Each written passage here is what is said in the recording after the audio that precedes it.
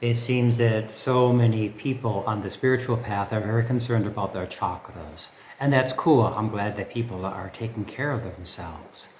There seems to be a lot of emphasis on so-called opening chakras. But I haven't heard many people talking about developing your chakras. And that's quite a different story.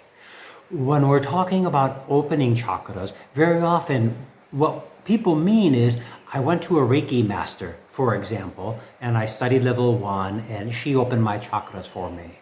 And then a couple months later, I found another Reiki master. I took level 2 Reiki and I paid, whatever amount of money to another teacher, opened my chakras again, making things more and more powerful. But you keep paying other people to do things for you. Do the chakras stay open? Do you know? Can you tell? Can you find out? Or do you have to go to somebody else again and pay to a yogi this time, or a yoga master who says, well, I can open your chakras, but of course there's going to be a fee for that. This is level ABC for opening your chakras.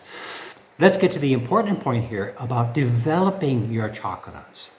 Not whether they're open or closed, but have they been developed? And how do we develop our chakras? It's through lifestyle. We can nurture our chakras by developing our lifestyle, and we can measure our chakras by the quality of our lives. Okay, so how do you develop the chakra? Real simple. Exercise almost every day. Real simple. Exercise outdoors almost every day. You'll get the blood flowing and your chakras are going to be spinning much more freely. Nutrition, extremely important. From your root chakra up to your crown chakra, are going to greatly benefit by eating a plant-based diet. Fresh fruits and vegetables, organic as much as possible, nuts and seeds, whole grain rice and pastas and things like that, and avoiding animal products, which are very acidic, and we all know they come from a source of violence. And so everything we eat becomes our energy, and our body has to process that.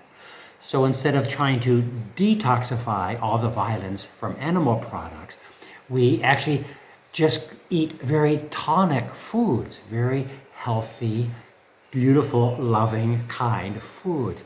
And this will develop every chakra.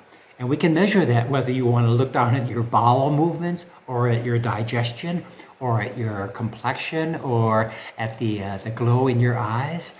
All of those things are indicative that the chakras are functioning well because you're looking so good and feeling so good.